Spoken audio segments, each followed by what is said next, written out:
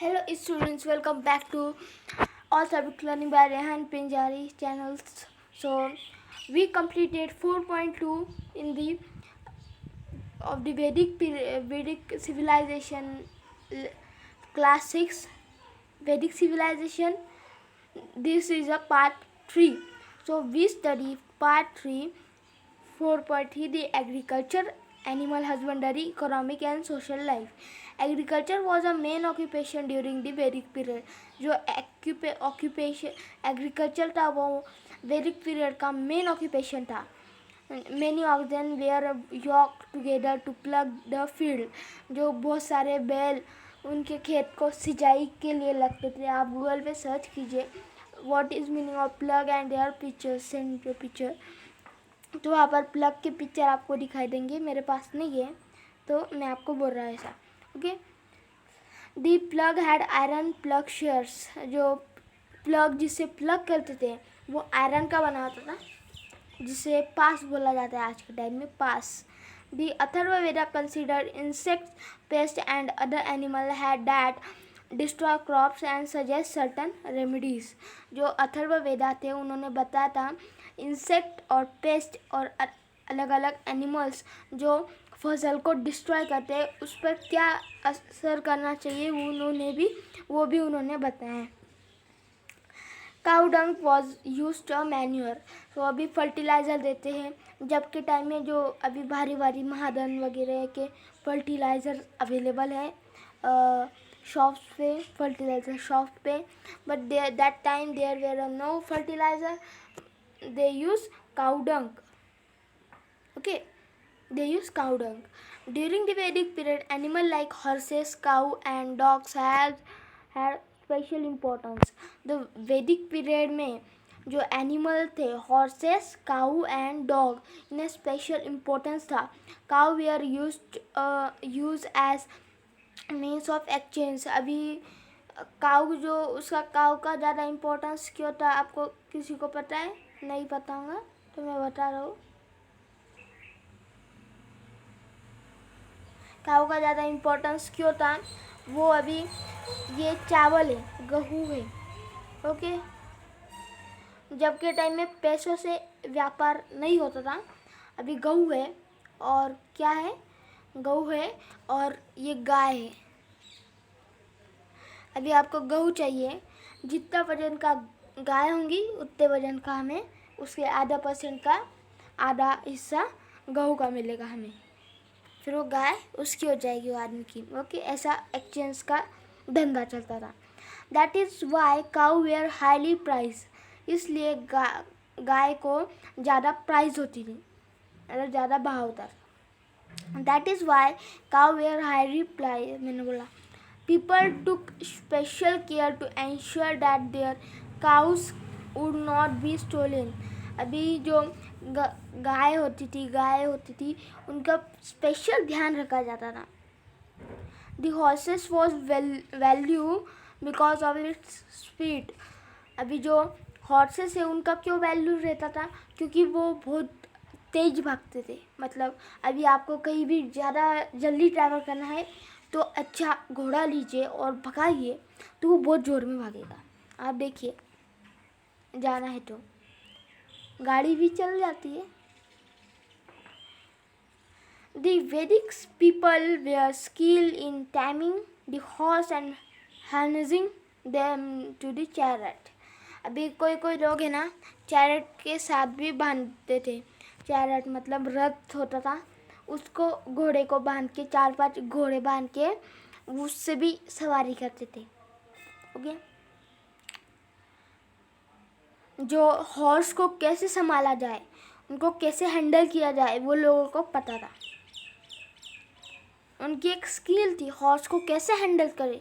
वो वैदिक पीपल्स की स्किल थी. एक हमारी कैसे स्किल होती है ड्राइंग बनाने की, लर्निंग की, राइटिंग की, हमारी जैसे स्किल होती थी वैसे उनकी हॉर्स हैंडल करने की स्किल होती थी. Chariot in the Vedic period had spoke wheel which is a lighter than solid cell wheels. जो अभी पहले लोखंड के होते थे लोखंड के होते थे, बाद में लकड़ी के बनाए गए इस तरीके से। तो हैवी नहीं होते, वुडन के हैवी नहीं होते, जल्दी पहुंच सकते हैं। ओके, देख सकते हैं ये यहाँ पर, और चैरियट देख सकते हैं। ये जो है ये रथ है, दिख रहा होगा आपको रथ, और ये हॉर्सेस है, टाइप ऑफ हॉर्सेस। ओके, 4-5 भी बांध सकते हैं, ज़्यादा तेज जाना है, और जो रथ है उसका ज़्यादा वजन है, तो इसलिए। The horse drawn and spoke well chariot on the Vedic period were swift speedy. अभी ये यहाँ पर do you know, अभी horse power is a unit of measuring power, the rate which work is done by a engine. जो horse की जो power है वो engine की तरह काम करती है। जो हॉर्स की जो पावर है उसे इंजन में मेज़र किया जाता है, इंजन की जितनी पावर है उसे हॉर्स की पावर में डेडिकेट किया जाता है, मेज़र किया जाता है। अभी ये हॉर्स है, और ये इस टाइप का भी चैरियट होता था, वो ब्रिटिश लोगों ने लाया था, ब्रिटिश लोगों ने ऐसा रथ लाया था, देख सकते हैं आप कैसा लाया था। Okay, In this period, apart from agriculture and animal husbandry, several other occupations had also flourished.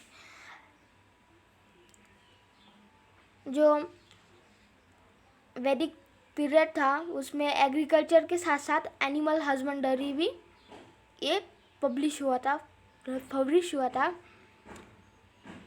Server other occupation had flourish, अलग अलग ऑक्यूपेशन भी फ्लरिश हुए थे। Artisan and people practicing various occupation were an importance of the social system.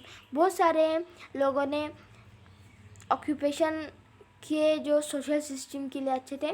They form independent organization known as shrenis or buildings guild.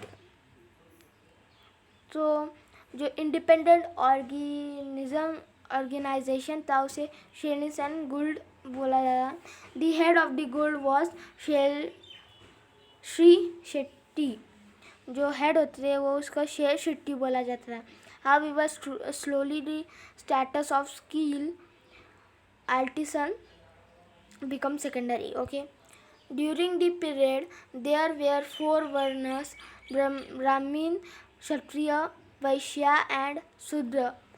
दो जो वैदिक period में 4 ऐसे वर्णस थे, वर्णस मीन्स कुछ होगा, वर्णस आई डोंट नो, वर्णस मीन्स जाति होंगे, धर्म होंगे। ओके, ब्राह्मीण, क्षत्रिय, वैश्य, शूद्र, ऐसे 4 वर्णस थे। Varnas was determined by the occupation of the people.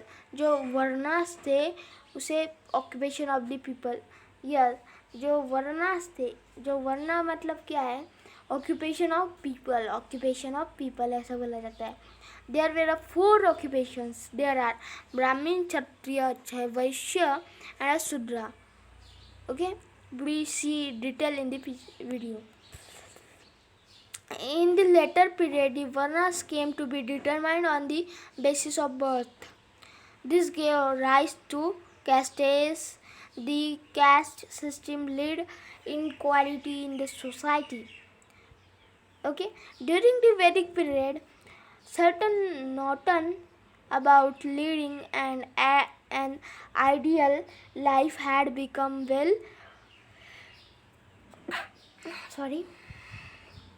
जो वैदिक पीरियड था जिसमें ऐसे बहुत सारे आइडियल लाइफ थे। अभी there were 4 stages of 4 ashramas, भी 4 stages से 4 ashramas के, from birth to death. Okay, the first ashrama was the ब्रह्मचार्य ashram.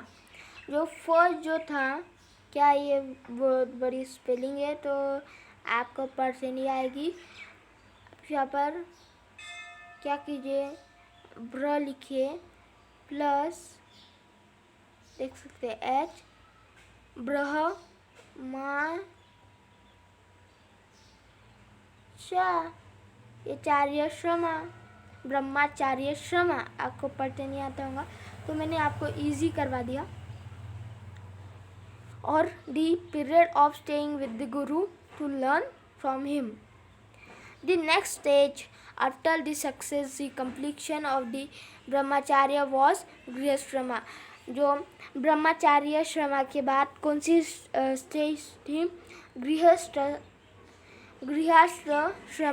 It was expected that during this period a man would carry out the duties toward his family and society with the help of his wife. जो गृहस्थाश्रम थे उसमें man और उनकी पूरी family work करती थी गृहस्थाश्रम। बी थर्ड स्टेज कौन सी थी? वनाप्रस्थमा।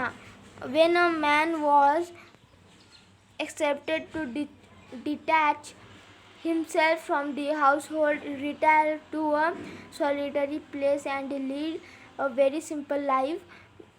जो वनाप्रस्था था उसमें क्या होता था, जब मैन रिटायर हो जाता, मतलब कुछ काम नहीं करने जैसा होता ना, तब वो एकदम सिंपल आदमी की लाइफ जीता था। जो फोर्थ मेन स्टेज है वो कौन सी है? संन्याश्रमा। ये संन्याश्रमा है वो at this stage the convention was to renounce all relation, lead life in the order to understand the meaning of human life and not stay on the place. अभी जो संन्यास लेने के बाद वो संन्याश्रमा में जाते थे। ओके, सो 4.4 हमारा कंप्लीट होता है कि नहीं? तो वीडियो थोड़ा बड़ा हो चुका है, तो please subscribe to our YouTube channel and press the bell icon so आपको वीडियो पसंद आएगा तो लाइक कीजिए, चैनल को सब्सक्राइब कीजिए, बेल आइकन को भी प्रेस कीजिए क्योंकि लेटेस्ट अपडेट सबसे पहले देखने के लिए। तो आपको इस लेसन के या पिछले लेसन के PDF चाहिए तो प्लीज़ मुझे कमेंट बॉक्स में बताइए, तो मैं डिस्क्रिप्शन बॉक्स में उसकी लिंक दे दूँगा आपको एडिट करके। Thank you for watching the video.